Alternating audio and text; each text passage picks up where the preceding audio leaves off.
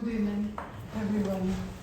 Today we have a very unusual event and very unusual guest. And I would like to introduce you Colin King, who is an instructor and intelligence officer in the British Army. Colin served in numerous war zones as a bomb disposal specialist. And today he is a world-leading expert in this field. And he will tell you more about his work and what they were doing in Ukraine. Please, Colin. Thank you very much. Thank you. It's good that I get the applause at the beginning and then not be so much at the end. Would it be okay to put the lights down where don't want to keep anyone awake unnecessarily? It's a great honor to be here, small but select group. So what I was going to do is start off by telling you a little bit about my organisation. You've already heard I was in the army, I was a bomb disposal officer and intelligence officer, and I did intelligence on bomb disposal for many years. But let me tell you a little bit about our organisation and then go on to tell you a little bit about what we've been seeing in Ukraine. And I follow, and we as a company, this is a civilian profit-making company, we follow Ukraine very, very closely. So, let's try and get this working. This is a good start. Okay, I'm about to have a panic attack. I don't mind bombs, but I don't like computers that don't work. Let me just see what's going on here.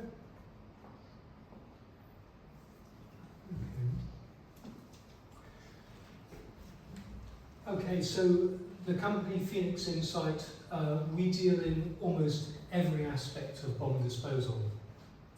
And that ranges from educating people about it, about taking things to pieces, finding ways to demilitarize ammunition, to dispose of ammunition, to train other people how to do that, and then all of the systems that go with it. I also, for 17 years, I wrote this book for James. This was the source of open source information in this area. So I'll just give you a few illustrations of the sort of work that we did. In fact, I served in the Falklands. I was in charge of bomb disposal operations there just immediately after the war, and we then went back and cleared the islands, oversaw that. And my work in particular was taking out mines, as you can see, taking them out of the ground, taking them to pieces and seeing what condition they're in, and I will talk more about aging in just a moment. This is taking apart bombs in Peru, of all places, Russian cluster bombs, Spanish cluster bombs. What we don't really do is what people like, someone mentioned Halo Trust earlier, they have teams that clear ground day in, day out in many countries, year after year. We don't really do that. We assist people like that, and we work with them, but we only get involved if it's different, important, interesting, a new weapon, an accident that's unexplained, a problem that can't be solved. That's when we get involved. So this is one of the world's most complicated bombs. No one knew anything about it. How do you get into it? How do you make it safe? That's my job. This is going into the improvised explosive space. So this is in Colombia, working with the explosivistas who actually made the bombs, now in part of the peace process. Again, looking what happens when they get old. Do they still work? Does the explosive still explode? How do you clear a dense forest? Big problems, that's very much our business. And then all over the world, all over Africa, where they have stockpiles of anti-personnel mines or need to get rid of anti-tank mines, but in this case these were actually Israeli cluster munitions. Cluster munitions is something we'll talk about a lot more. And in this case, I still take them apart, but too dangerous to teach other people to do that. And so in this case, we conduct demolitions.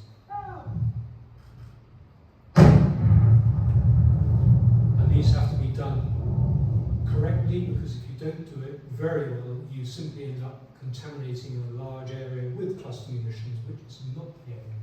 So configuring demolitions like this, again, all part of the job. I mentioned briefly aging, and aging cross-cuts everything we do.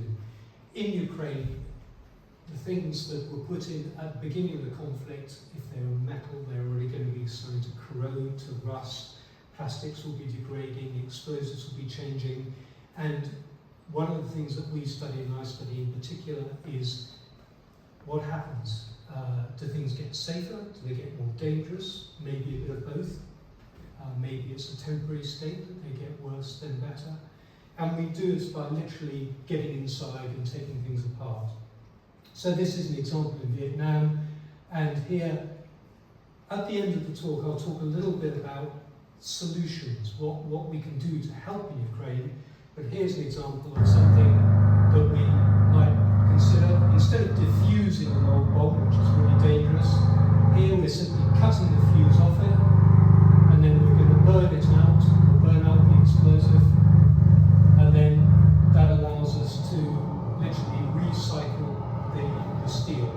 This may be something that we end up doing in Ukraine. Makes it safer than trying to defuse it.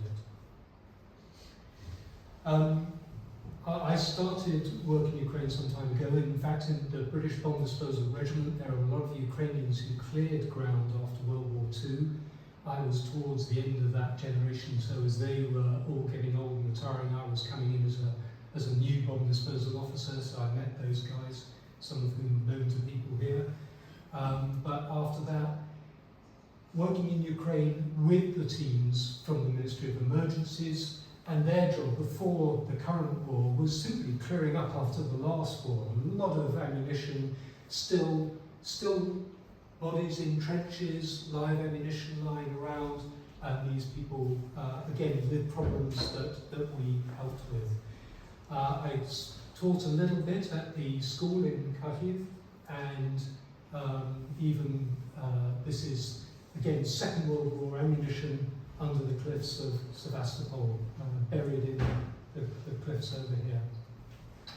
But more recently than that, accident investigation with the Organisation for Security and Cooperation in Europe, OSCE. And the interesting thing about this, working in the Donbass region mainly, was working both sides of the line. So you can see this gentleman is from the Russian side, as well as the Ukrainian mainstream side. Very interesting experience, and actually very good to see them cooperating on accident investigation. So anyway, enough to say that we have had involvement with Ukraine for some time in many different aspects of bomb disposal. But let me go on to talk about what we've been doing recently. So because of the places I had been working, I hadn't really seen Kiev and realised what a huge city it is. And of course, people who have never been there think that it's all in smoking ruins. And I was amazed that you could drive around this huge city all day long and never see a broken window, let alone a bomb site. And people back home didn't really understand that.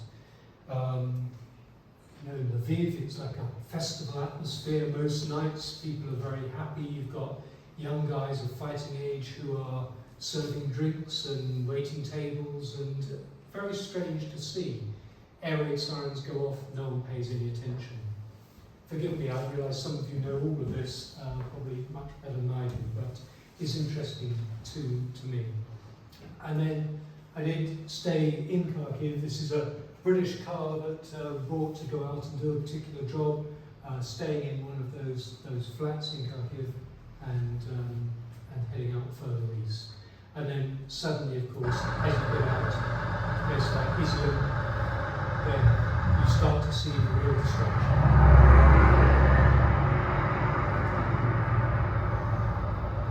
My first visit was in the winter time, getting into the defensive positions like this.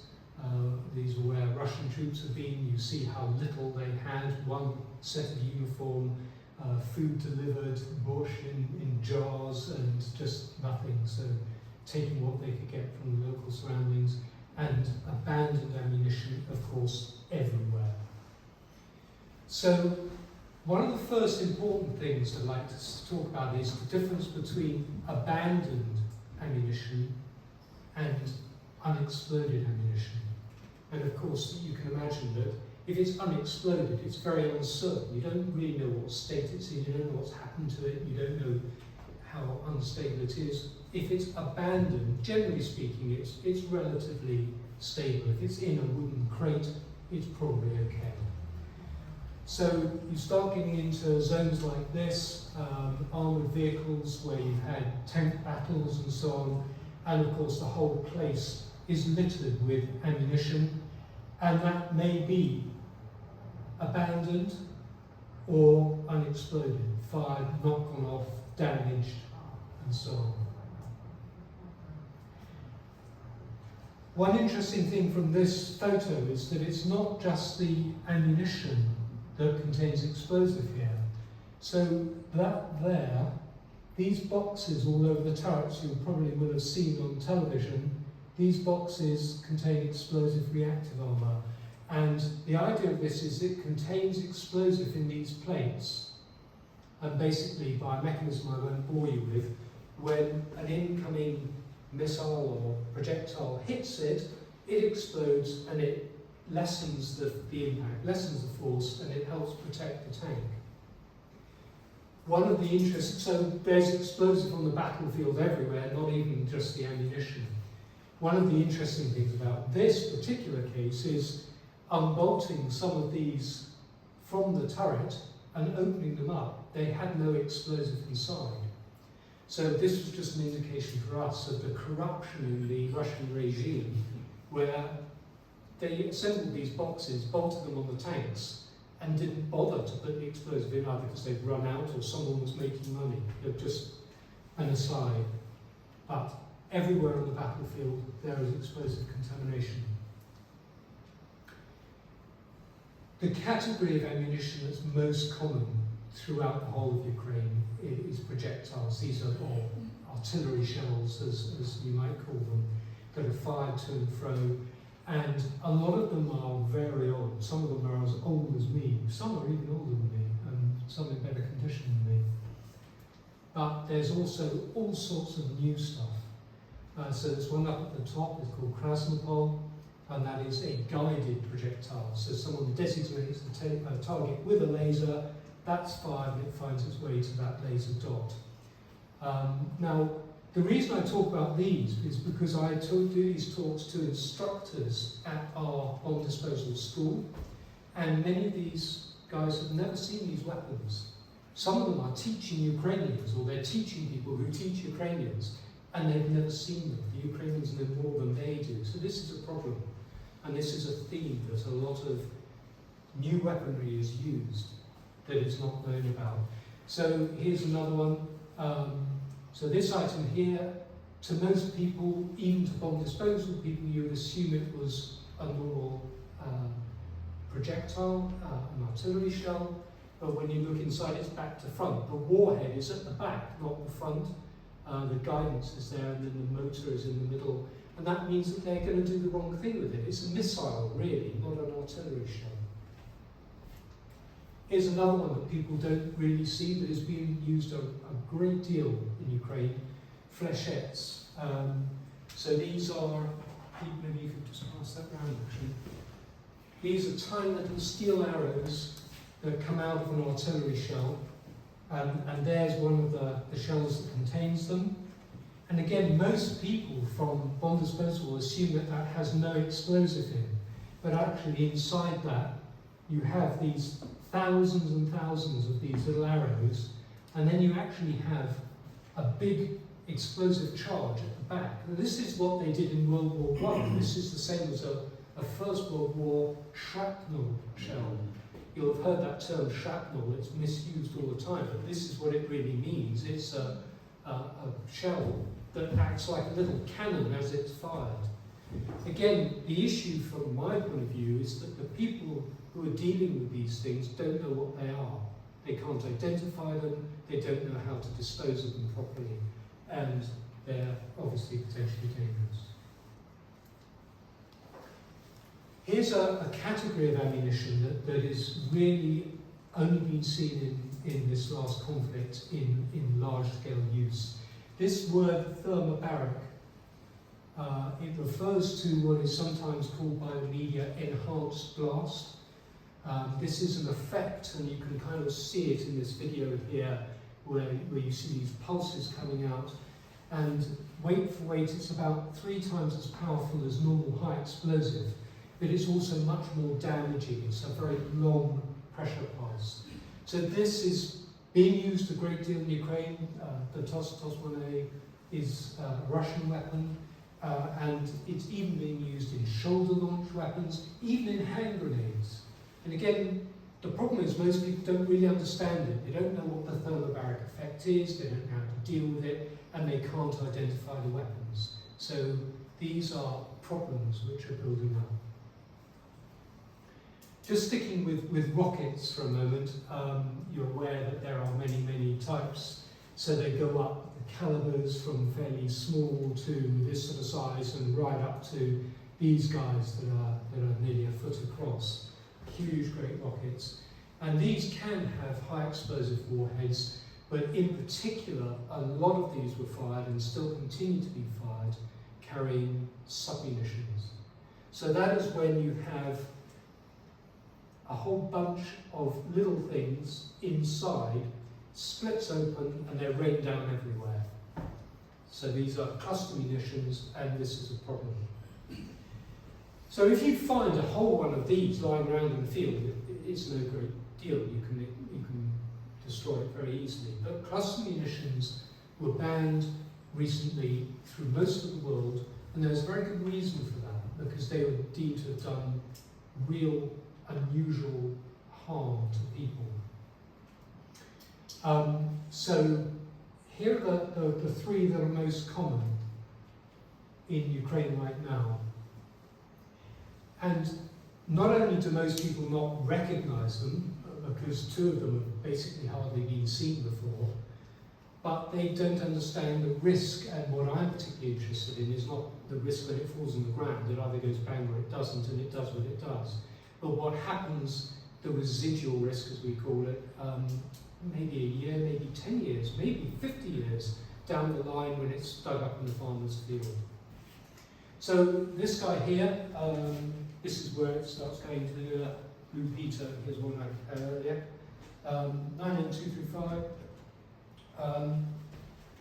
I'll show you where that's been used in a moment. Very heavily used during the early parts of the conflict.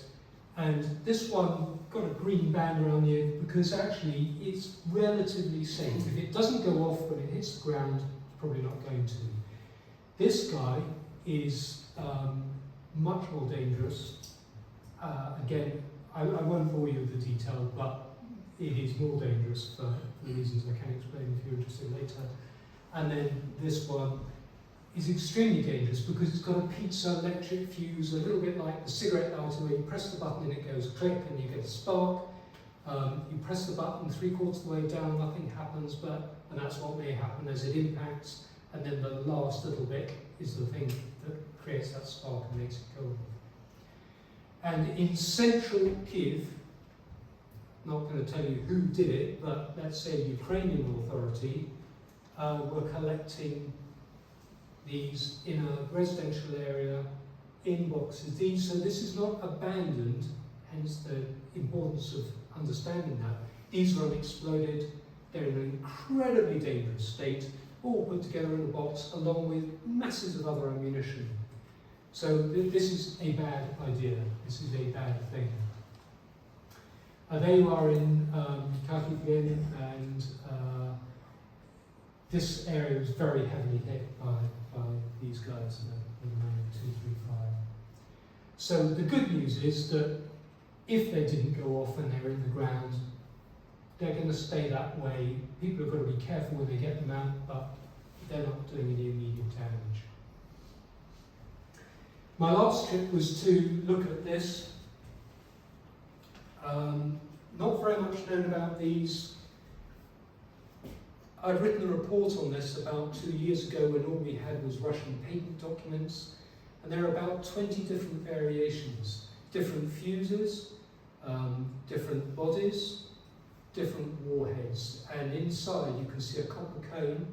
I think this is an inert one, and the copper cone is a shape charge designed to penetrate armour. What's the parameters right now? Please treat all these with gentleness and respect, although they are, of course, safe. So my last trip was to recover some of these. That starts with a process of risk assessment. What do we know about the ammunition? Which of these 20 types do we think it might be?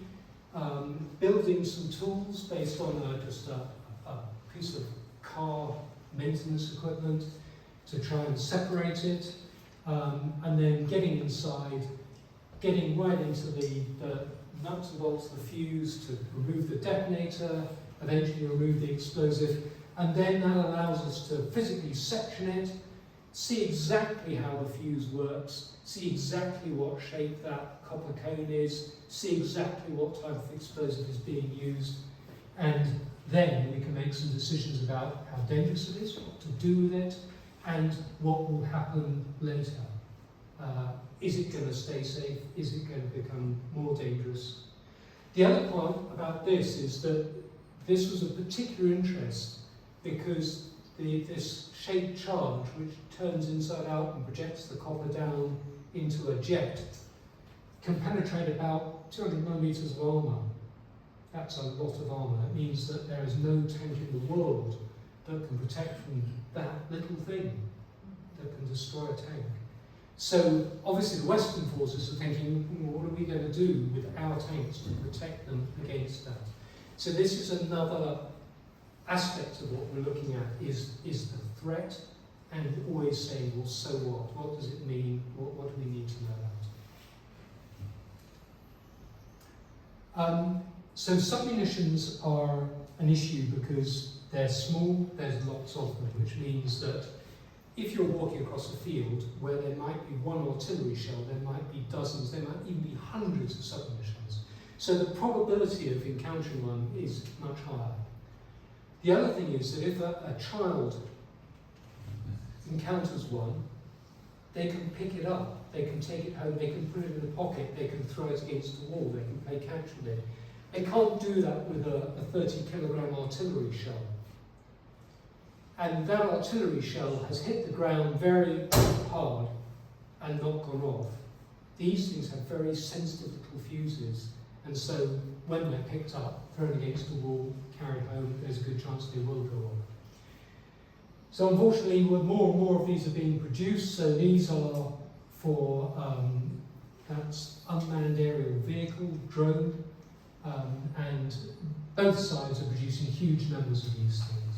These particular ones here are based on existing ammunition. So these are types of grenade. That's grenade that's fired from a sort of a gun. This is a grenade that's thrown by hand, and you can see that they've modified them to be dropped by drones. There's also a complete industry in making these things out of bits and pieces, whatever is around. And the problem with that is, again, if they don't work, and they may not work because they haven't been properly tested, they may not have been properly designed, that you don't know what's going to happen later. But they're producing some very good ones now. These are Ukrainian ones, and you can see how well manufactured these all are, even correctly marked up and with their own names and so on. So this is not improvisation. These are not improvised explosive devices. These are locally manufactured.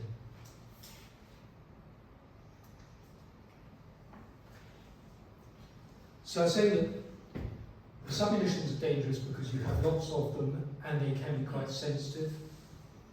But the biggest long-term residual threat is from landmines.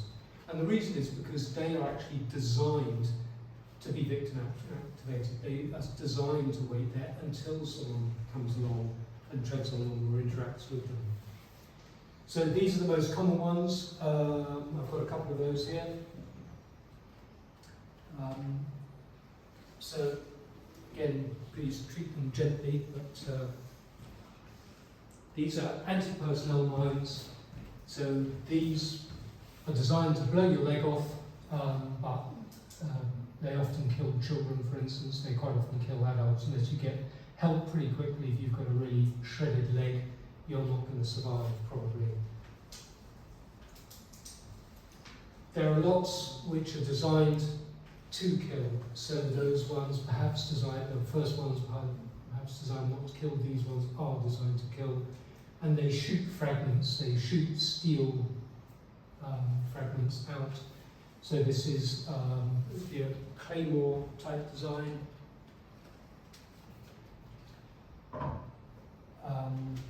And the ranges there, the numbers here, 50, 100, 90, 200 kilometres, meters, not kilometres, that they will fire their fragments and be lethal. And this one jumps up in the air, so it's buried up to ground level there, jumps up in the air and scatters fragments everywhere. There are countless thousands of these guys. So that little mine there, used by both sides. Ukraine had vast stockpiles of these and actually destroyed them a few years ago because they were getting old. They didn't think they'd need them again. There was a big movement against anti-personnel mines at that time. And these are filled with liquid explosive. So here, this bit I'm pressing here, that activates the fuse and off it goes. Again, you know, a child can and will pick this up. It doesn't look like a bomb, it doesn't look like a missile. It looks interesting, and there have been countless accidents with them. It's that shape because of the way it's packaged and it's delivered by a rocket.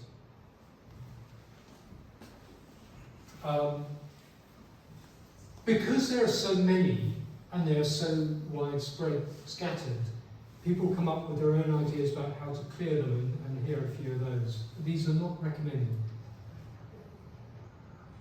So that's, you can see the power in that tiny thing.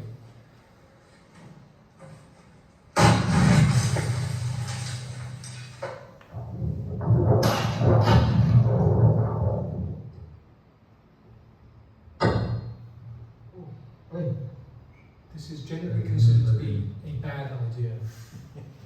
But it raises an important, serious point, which is, if you're in an area where there is a lot of this stuff, they're just not going to be the resources. You're not going to get a team that comes out to clear your garden or your piece of land. And I've seen this in one conflict after another, outside Baghdad in Iraq and Afghanistan, all over the place, the Balkans. You have this problem where bomb disposal resources are limited. The people may be quite new, maybe fairly poorly trained, don't necessarily know what it is they're looking at. There just aren't resources, and that means that you get people trying to do self-help projects like that. One of the most powerful things against that is education. We were talking about education, and that is absolutely the thing. People need to know how dangerous they are and what to do, whether they can leave it, whether they can throw something at it, bury it, drop it in a bucket of water, or tell someone they need some sort of education on this. So moving on to anti-vehicle mines. So this is the most common mine, made in Russia and also Bulgaria, used again by both sides. This is a common theme. You find a lot of these weapons used by both the Ukrainians and Russians. A big anti-tank mine. But they don't end up looking like that once they're on the battlefield. This is why the Russians tend to deliver them.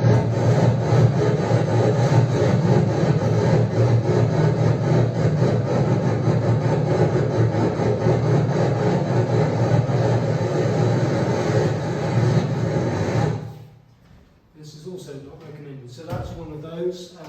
They end up battered and bruised like this. And this one, as you see quite often out in Ukraine, has been run over and didn't go off. Of course, this one's diffused now, but that's a problem in its own right. I think I'll just leave that there rather than pass it round. So this will lift a 60-ton tank clean off the ground and destroy pretty much any tank, no matter how much it's armoured.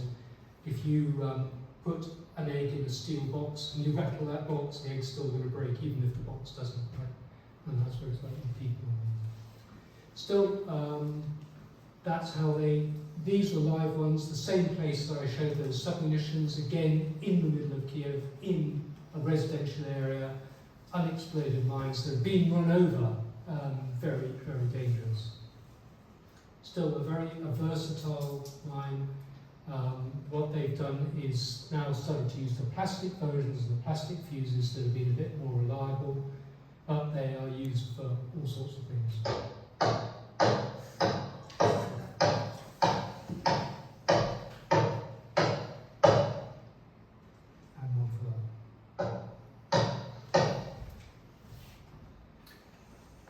Here's another one, again, delivered by rocket this time, like some of the submunitions were. It's a big mine, big heavy mine. You see these characteristic scallops. That again is a shaped charge that's designed to break through armour. The real one is really heavy, and so Ukraine in particular has been making lightweight versions, smaller versions, making its own, and putting electronic fuses in, little electronic fuses instead of this great big one. And these are magnetic influenced, they're waiting for a tank to run them over. There's a problem with getting explosive to fill them, so Ukraine is now getting more of this plastic explosive that's sourced from the West, but it's also recycling explosive from ammunition that's being cleared. So this is melted explosive, TNT and mixtures of TNT with other explosives, taken out of bombs and shells, melted down, put back in to make new ammunition. Pretty desperate, but whatever is needed. So the Ukraine side has made these short ones. They've made them smaller and lighter so they can be dropped again by a drone. This is the Russians.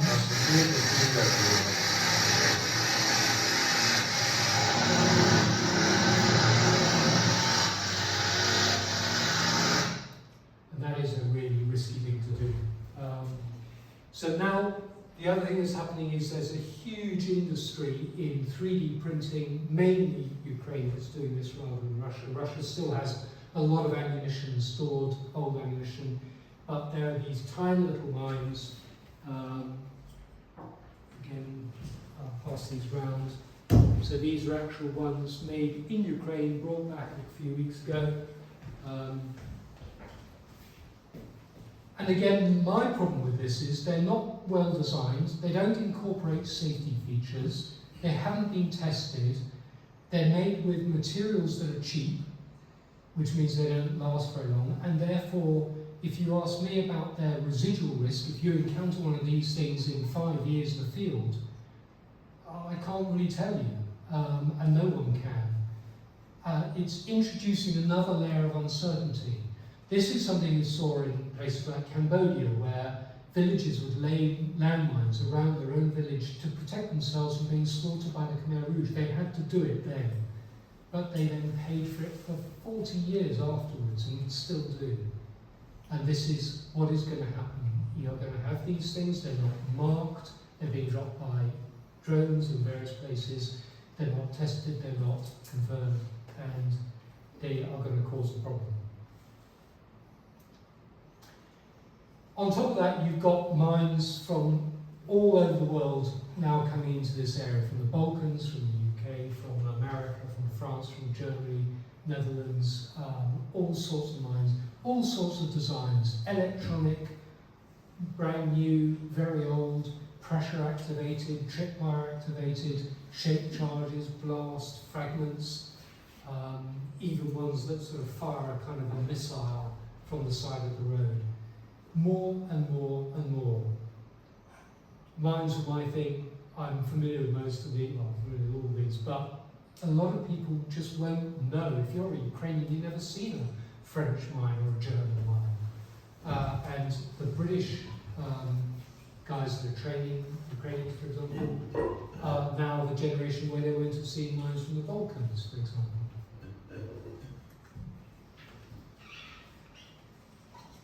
Much as I said with resources that there are too few to go around, it's a problem marking areas which are mined.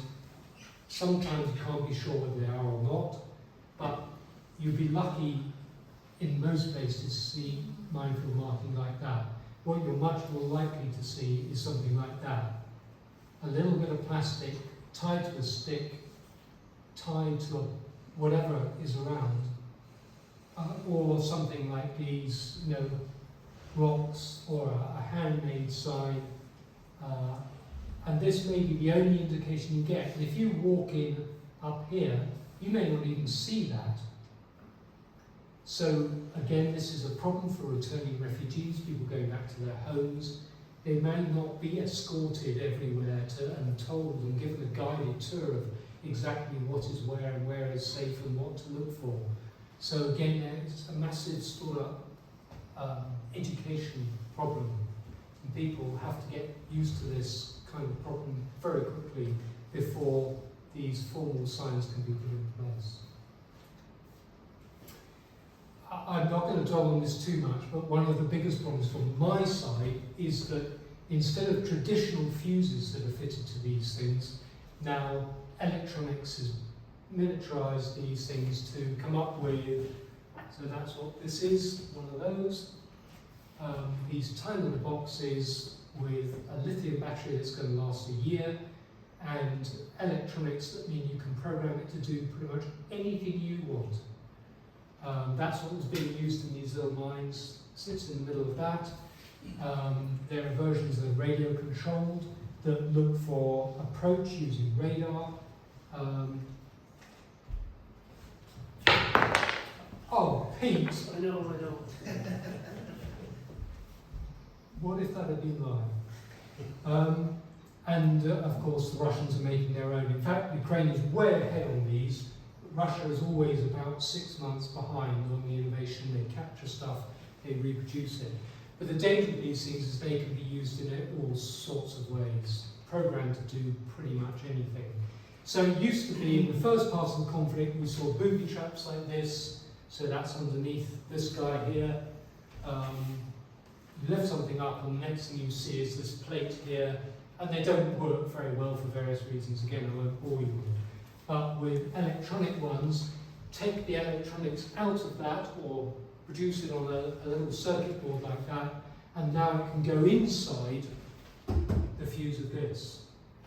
And it can be programmed so it looks like a fuse that's designed to be squashed, pressure fuse, but actually it goes off if you go near it with metal, or it goes off if it's moved, or it goes off 1 hour after it's been moved, or 1 day after it's been moved, or 1 day after it's been moved the second time when it's approached with metal. There is almost no limit to the number of combinations. And that makes it almost impossible to know what to do. And particularly Ukrainian bomb disposal teams are finding this the hard way. People are being killed trying to make things safe because it's a cat and mouse game of, okay, this one's got a delay, this one's a metal detector, this one we don't know. What do you do? You can't just leave everything forever, but what do you do? So there's always a cat and mouse game of measure, countermeasure, countermeasure, and that's what's going on here. The last major munition I'm going to talk about is this. This is a big deal for me. Again, this is a mine that I wrote a report on years ago when it was first designed, but never been seen. It follows an evolution of, this is a copy of an American design that flings tripwires out and then has a complicated fuse. This one comes out of a rocket and fires tripwires out, very, very sensitive, and if you touch one of those tripwires it goes off. And now this one, a whole different thing again, taken to the next generation and probably one of the most sophisticated mines in the world. So suddenly it appears on the battlefield. And what we've got basically is it shoots a probe on the side. Here is a tube, and it shoots the probe into the ground, so this is a real one. And that probe is listening for footsteps. It's actually looking for human footsteps. Those are interpreted by signal processing in an electronic unit on the top, and then it's got a special type of warhead that is made up of cogs, like that. And what happened was, the way that this is done is that the cogs are stacked up, so you can see layers of them here. And you see the shape of this, they're slightly offset, off-center, and that is so that the explosive charge that runs down the middle is in the center of here. When that detonates, each of those teeth comes off and spins like a frisbee flat. And they are spinning, which gives them a soaring effect as well. So they go much further, much faster, and go much deeper than any normal fragmentation warhead. So the Russians came up with this, it had not been seen before. There are at the moment 3 types of weapon in the world, all Russian, that use this design. And it was a big deal. No one in the West had one. We got notification that there was one. Friends of mine out there. Unfortunately, when I got out there to get it, that's when they told me it was still live. So they then gave me the world's filthiest garage to work in, with a hole down to the centre of the earth, and I was locked in there to take it to pieces, and that's the warhead separated from the fuse eventually.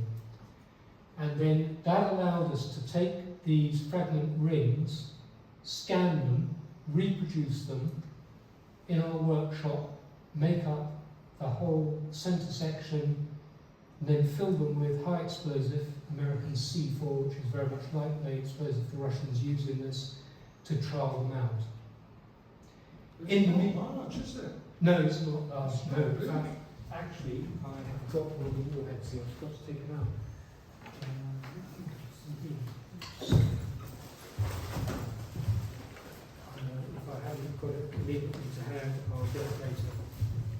I think I've got it immediately to hand. So the warhead is only part of that. In the meantime, let's say we managed to get hold of 4 live ones that were abandoned, so now in a safe condition, and then take those apart. So this is one of the fresh ones taken apart in a proper facility. Very complicated, a slow process to take it all apart. And in the end, taking that warhead, and that is the warhead, in fact that's one of my surrogates, but we use some of the real ones, some of the surrogate ones. That is just a polystyrene block. And then this is called an arena trial because basically you put the warhead in the centre and you put things around it. So this is body armour, visors, these are straw boards, and then foils which actually measure how fast those fragments go. And this is probably the most uninspiring explosion you'll ever see. 2, 1, firing. So it looks like nothing, right? But slow it down 10,000 times, and this is what you get. So there again is the actual warhead. This is just a piece of polystyrene. These are straw balls designed to catch the fragments. And now what you see that you can't see with the naked eye is, although most of them are coming out sideways into the straw balls, you get a few that are striking places like this. That's not explosive, that is just steel at super high velocity hitting steel. And even where it hits paper, they are flashing that they have a huge amount of energy. So you can see some of the fragments coming spinning out and the impacts there. So we learn a lot from doing this. We are what's called a ListX company. That means we can deal with classified data. So we're doing analysis to say exactly what the effect of this is. But sufficient to say it's not going to do you any good if it hits you. So we're collecting the fragments. We can see the patterns that they make on the scoreboard and the concrete. We can translate those into what happens to a person in a different range. And needless to say, it's utterly unsurvivable. So these are worrying weapons. Dispensed by a rocket, and in fact, the first accident I saw with this was a Russian, believe it or not, trying to clear one of his own mines and got it horribly wrong. I won't go into too much detail about that. And the Russians using those. Yeah. And there are two other weapons that they haven't yet used but might, and they could use that principle. I mean, one of the, you remember I say one of my jobs is to say, well, so what? So it can overmatch our armour, so it can penetrate much further, so it can see you before you see it, but also, so what? Could you make it much bigger? Could you make it into a bomb that drops because it's going straight down, things are going straight out. So, yeah, this sort of thing is worrying. I'm just going to kind of finish off now, and then they'll have some time for questions if you want to. So what I've covered is there is just so much stuff, so many different types. I haven't even really talked about big missiles or drones, because people are not going to find those lying in their back garden. They will be cleared by then, but you know, I've only gone through a fraction of what is out there, and what you can see immediately is, even for specialists, this is an overwhelming problem. Partly because it's not just Russian stuff, Ukrainian stuff, British stuff, it's coming from all over the place. You've got the North Korean, the Chinese, the Iranian, Turkish stuff. So people can't know all of this. You've got it in a huge variety. You've got some stuff that is almost World War II vintage, to things like that, the POM 2 mine here, the POM 3 mine, which is dated 2020, and some of them later than that. Brand new, very old, some battered, some bruised, some unknown. And then you've got these horrible little electronic fuses that basically very difficult to know what to do with them. They can be in a variety of things, and they can be set, as I mentioned, in so many configurations. So I'm just going to finish off by saying, okay, what I've done is paint a pretty bleak picture. Are there any things that we can do to mitigate against this? Well, yeah, of course there are. So this guy I worked with on my last trip, so that was about 6 weeks ago. About a week after I got back, he was killed. He'd been working out there since the beginning, British volunteer, started this organisation called Prevail. He was the one that got me the 3B30 submission, the one that's gone around somewhere. And it was him that gave me the facility that I was able to use to diffuse it. He was then working on not the POM 3, but the POM 2, the slightly earlier one. I said had a very sensitive tripwire, and he and another guy were killed instantly, one other very seriously injured. He was an expert. He'd been working out there, he'd seen most things, but you can't know everything. And he wasn't familiar with the POM 2, but he was prepared to take a chance. Anyway, I don't want to labour the point, but the point is that if he can get caught out, anyone can get caught out. So what have we got?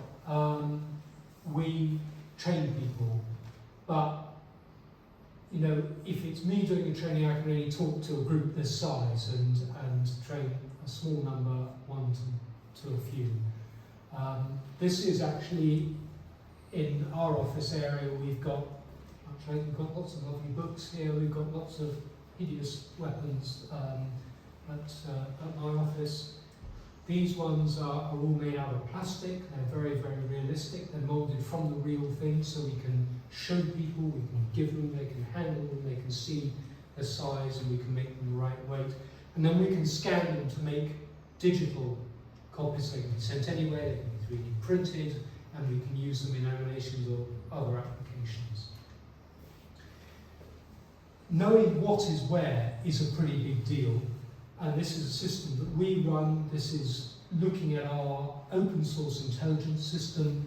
We don't just do this for Ukraine, by the way. My company does this for 100 countries, including the UK, where weapons are found pretty much every day. And you can see that the front line is pretty well defined by interactions between people and ammunition. You can break it down any way you like. You can look at a timeline of which types of ammunition we use. You can look at the breakdown, the numbers of that. I mean, these are the identified types of munition. Nearly 1,000 different types of ammunition.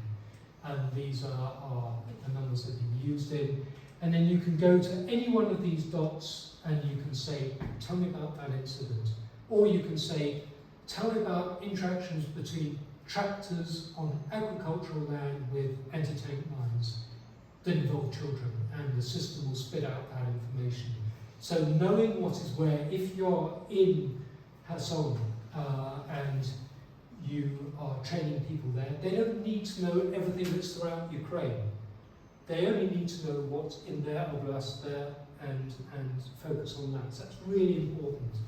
And by the way, there may only be one time that's been seen, and that's been seen 1,000 times, so let's train them more on that than that. So the intelligence picture is really important.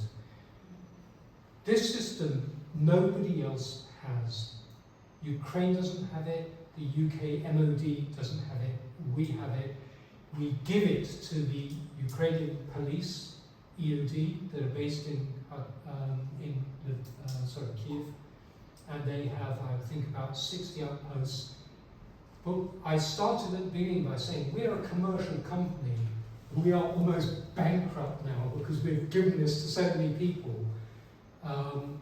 When we give the system to people like the Ministry of Defence, they pay a great deal of money for it. We would very much like some help with supplying this. The other part of the system is the technical part of it, to say, okay, if you are faced with this missile, what does the safety and arming mechanism look like? How does it work? What names is it known by? What markings does it have? What happens when it gets old? What launcher does it use? What submissions can it carry? So the system can say, okay, if you go to this place, you are likely to find that. And if you find that, we can tell you everything you need to know about it. So that is the system that we produce, and that's a shameless plug for it, which I try and get across and try and get support for. At the moment, as I say, mostly we give it away, which is not helpful for us. So that's really important. The joke is that we're a tiny little company, based on a anonymous trading estate near Gatwick Airport, and this is what we do. And the last thing I'm going to say to you is that we produce these playing cards. Again, at our own expense, we produce 50,000 packs. I brought some along. You're all very welcome to take some away. So we've given these to everything from special forces units, to the police, to refugee groups, to kids clubs, any returning refugee going back to Ukraine. We've got a couple of thousand left, but most of them we've sent to Ukraine. Some we've distributed in places like Poland and in the UK. Now, each one of these cards, you'll see when you look at them, has a QR code. These ones don't have it, but right there you have a little QR code, and instead of just that one picture, you scan that, it's then going to bring up that system I showed you. So there's a free level which will show you several pictures and some data, much more than you could get on a card. The idea of this is that anyone can carry them, anyone can access them. Kids play with them, adults play with them, they can carry them anywhere, but they learn as they play and it reinforces the lesson. So this is one way of getting an education message out there, the most used devices in Ukraine, and then bring them back to our system so they can learn a lot more. And if any of you have connections to try and get some funding to help with this, this has cost us a lot of money to put this together, all our own imagery, and then get printers to do it. Some printers have helped a little bit, but mostly they need paying like everybody else. So I say we've printed 50,000 packs. We can't afford to print any more out of our own money. We would love to print 500,000 packs and distribute them. Last time I was in Kherson, the civilian authorities there said, these are brilliant, can we have 50,000 packs? And the answer is, I can't afford to do that. I don't know where the funding is coming from. Anyway, so that's the last shameless plug. And I will leave it there. If you have any questions, I'd be very happy to take them. I've got some playing cards for everybody here, which will save Pete and I having to carry them back on the underground. And we hope we don't get stopped on the way home on the underground or the rail. Otherwise we have to claim we're carrying these for personal protection. Anyway, thank you for listening. I know it's been warm, but if you do have anything you want to ask, I'll try it. Do you think they will ever progress this sort of landmine or anti-tank mine into a nuclear version? They did long ago. They have done. They did long ago. Not only for special purposes. So there were versions that were available in Germany if the Russians were advancing. This is in the Soviet, in the Soviet Union days. That so big bridges over the Rhine have hatches at each end, and they can be put in there and destroy that. And so it's been done. There you go. I haven't personally got one. No. It was just a question of how far you can go with this. Yeah. Because you talk about electronics and technology now, and it's how far you can actually go with that. Yeah, I mean, obviously everyone is extremely exercised by anything nuclear, but without getting into it too much, there are lots of things. I've talked about explosive things that are basic mainstream ammunition. There are lots of things that cross over with like chemical weapons. So missiles, for instance, use liquid propellants very often, and they're horrible chemicals. They will kill you just as dead as any chemical agent.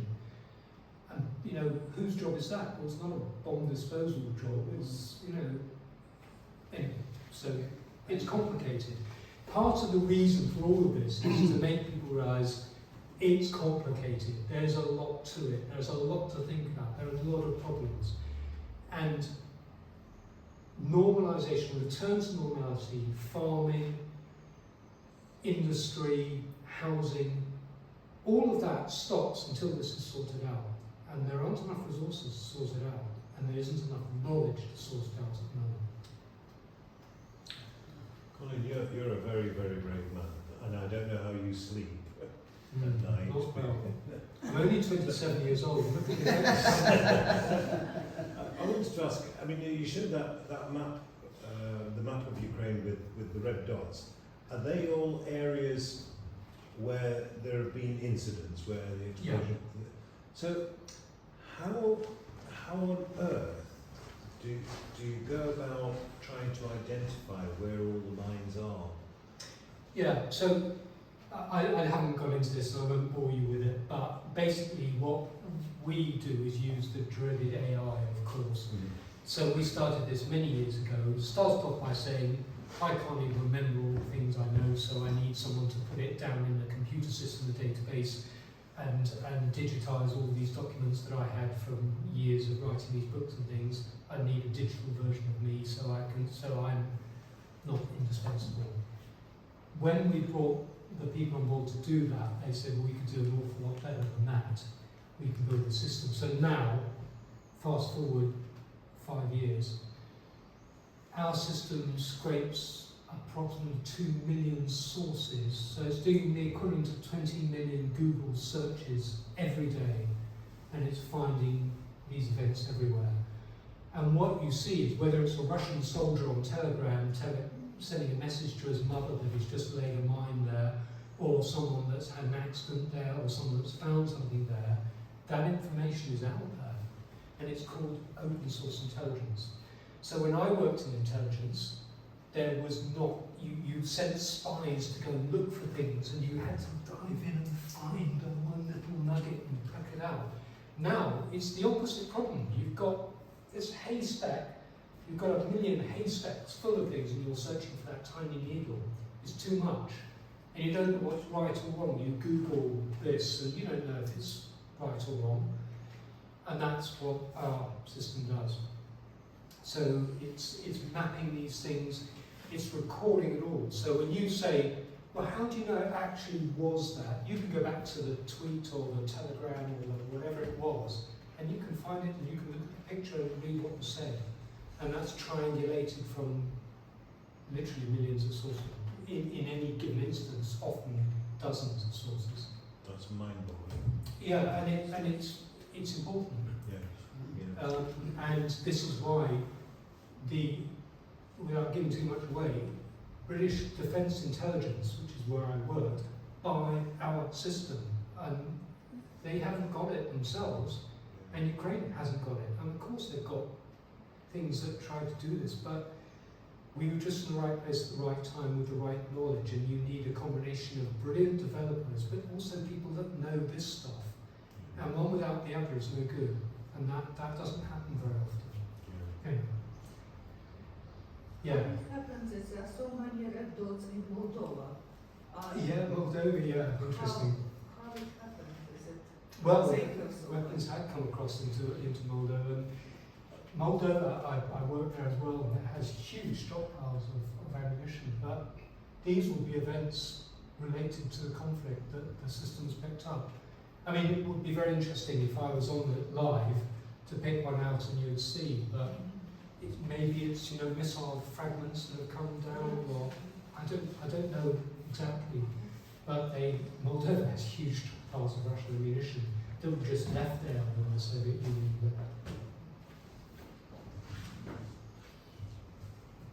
Given the nature of the bombing and the areas that are bombed, is there a really realistic danger after we've come to some conclusion that there will be arable land that is a no-go zone area? Yeah, definitely. I mean, this is kind of the point I'm making. Because that's another factor psychologically of Yeah. winning the psychological war, because if things are not going this way, you could just say, I'll bomb that area to shit and you won't have any food. Yeah, Yeah. but you can see, I mean, some of these are isolated, so a lot of the breadbasket areas actually are untouched, actually. When you travel, I don't know how familiar you are, but when you travel into these areas, you can get very close before you see any sign of anything happening. So these really are confined to quite narrow belts. But you are right. In these areas, there are places where you cannot go. And then it comes down to the same equation we've had in the UK, in Germany, in Bosnia, where you say, okay, what do you want to do? You want to farm that land and you're only ploughing it down a foot deep. Well, maybe you're okay, we do a superficial clearance and maybe you can do that. You want to build buildings on it, so within 100 metres of you here, there will probably be an unexploded German bomb. There are that many in London. London is built on unexploded bombs. Sorry to alarm you, but it's true. And since not long after the Second World War, none of them have gone off in the UK, not one. So in Germany, not so. A few have gone off and killed people because they're different bombs, different fuses. So if you want to build a tower block, you've got to clear that land down 10 metres deep. If you want to plough the field or have your kids playing, maybe you don't. But these are agonising decisions. And you're right. And my point is, there are never going to be enough resources, unless there's a huge amount of money thrown at this. And this is why organisations like Halo Trust, Mines Advisory Group, Town Church Aid, they are important. They It's are not just food, though, is it? It's like you said. It's everything. It's You've got to education, it's you've got to housing, it's rebuild- industry, You've got it's to rebuild cities as well. and lines of communication, power, energy. I mean, it's the whole thing. I mean, what you're raising is the point I'm trying to get across, which is that actually, although it's very easy to look at this title and say this is a niche area, well, quite interesting to know about bonds, but it's a bit niche. No, it's not. It's absolutely mainstream. It affects everything. And this is why understanding it is so important, because actually that's a horrible thing, but that's not a problem. This is not going to be the thing that stops it, whereas that down in the ground is. And understanding why this doesn't matter, but that does. And the residual risk and what happens in 10 years' time when, okay, now we're not ploughing a foot down, now we're building a village. Why does that matter? That becomes really important. So this is my message. This does matter, and people don't really understand it. Even people that should understand it don't understand it. How could we as a community help you? Sorry, how can you help me? How could we as a community help you?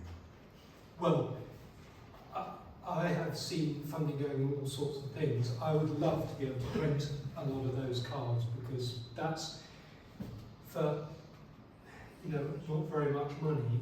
You save lives immediately. You educate people. You can't teach them how to diffuse bombs. You can't even say don't go back to your home. But what you can say is, look, be aware. These are a few things that you can know about, and then when you see that in your backyard, or you see those above the ground in your backyard, you can go to your local friendly policeman and say, it was this one on this card. It's something, isn't it? So, just to ask about agriculture and farming and that note of residual damage and explosive contamination. How much is there research about the soil regeneration, and what are the organizations that are, I'm sure there are international that's a organizations great that question. deal with that. Yeah, and the answer is there's quite a lot known about it, actually. A lot of explosives are chemically very similar to fertilizers, and some fertilizers like ammonium nitrate are used in explosives. So the plants don't really mind, actually they quite like it. And in terms of regeneration from an agricultural point of view, it's not normally a major problem. That's one of the few bits of good news. Obviously the contamination itself, the heavy metals can be a problem, any metals can be a problem, and scrap fragments. So for instance in large, I think virtually nowhere in France can you cut down a tree and use that timber, because it's full of steel fragments that break saw blades. It's a ridiculous consequence that you wouldn't even think about. But as far as explosive contamination, whether it's live explosive that's leaching out because the thing's been abandoned or hasn't come off, or explosive products when it has gone off, they've never been a problem particularly. So we've seen that from the First World War in France, Belgium, throughout the Balkans, the Falklands, they did some really detailed studies on it, and I was part of that.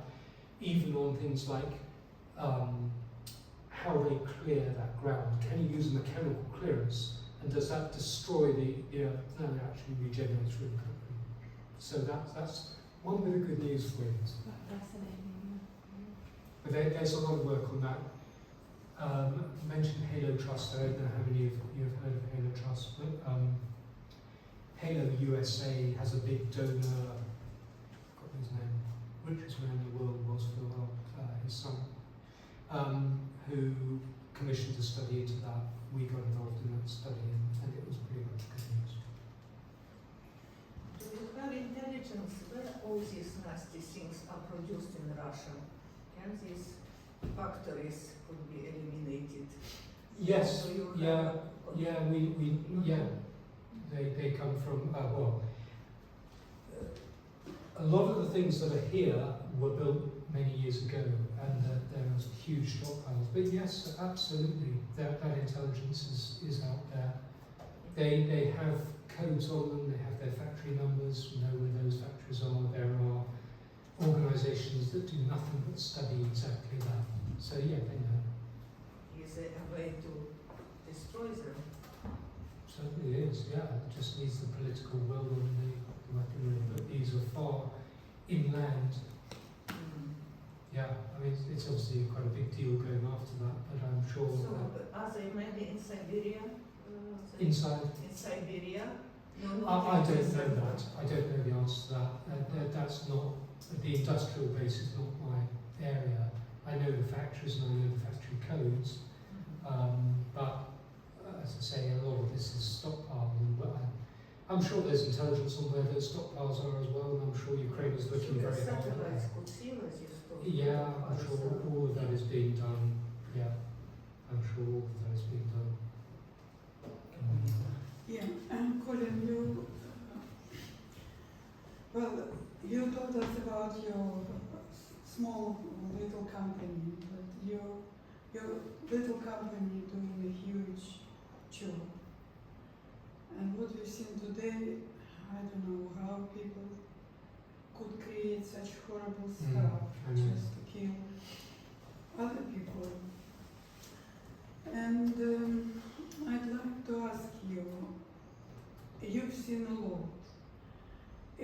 And you were working in Ukraine. Is there Ukrainian government program or company who already started to work and sorting out? I don't know how Ukraine Yes, yeah, could the answer get is yes. back to normality. Yeah, You showed such a bad example, and I understand people in the villages, what can they do? yes. They took a stick and they trying to, Yeah. So the answer to your question is that there are many organisations working. from other countries. No, well, both from other countries and in Ukraine. So one of the very first slides I showed was one of my early trips there, and that was Ministry of Emergencies. I think they've changed. I can't remember what they're called. Anyway, the Ministry of Emergencies were responsible for that, and they were mostly firefighters and medics, but they trained in EOD, explosive ordnance disposal. But there are almost too many agencies, so they were doing outside areas, police EOD, control from Lviv with outposts all around the country. They are responsible for facilities, so things like energy, generation plants and so on. You have transport, EOD, and then you have a lot of private companies that have started up now. And you have commercial companies, then you have non-governmental organisations, charities, and then you have the big clearance organisations like Halo Trust, Mines Advisory Group, and you have big commercial international companies like Tetra Tech. So there are a huge number, and the organisation, I think, is mainly by oblast. So you have the regional centre that try to coordinate these, but they're busy people and they're probably not resources. So the level of coordination is questionable. What normally happens is you end up with a mine action centre for the country, and then regional centres, and they are set up with knowledge of people that have done this before in other countries. So they bring specialists together, often from other countries, and they then try to coordinate these different agencies and prioritise the tasks. that's where this becomes important, knowing where to go first. And another question, you mentioned that Ukraine produced many mines. Then now So where are they using them? where or when? Here. Where? On our territory? Where? Yes. On our territory. As defensive. Mines are very good defensive weapons, and this is why I talk about the agonizing decision if you're trying to protect. You know, Ukraine, I think, signed the mine ban treaty against anti-personnel mines, but who can blame a country that is trying to protect its own people? You know, mines are effective, they are a deterrent. No one wants to cross a piece of ground that they know has mines in it, and they actually do destroy enemy equipment. So yeah, Ukraine has now stepped up production of both those little anti-personnel mines, but also of plastic versions of this, and much cleverer ones than that, and they are using them extensively. Exist a map where they, put in this stuff? Mostly, yes. Ukraine is mapping electronically very well, but not necessarily where they're dropped by drones. And it's easy to get it wrong, it's easy to make mistakes, and it tends to go wrong. Again, this is the lessons from other places. That Ukraine is doing, what I have seen, is that they are doing their very best to be responsible, because this is, as you say, your own land that will need to be re-cleared at some point. Yeah. So the people doing it care about it. Ooh, and on that note, Colin, we'd like to thank you sincerely on not just an interesting but an educational presentation. I think we all want to walk away with a little knowledge of what you put forward today, what is happening in Ukraine and in other countries around the world. And I think the essence is, if war was to end tomorrow, this work that Colin and many other companies do will carry on for many, many, many years. As he explained, in places like Cambodia, in Africa, they're still clearing mines from wars that are 20, 30 years ago. In Vietnam, we're talking about the 60s, and they're still clearing mines. So this is a tremendously long process and a difficult process.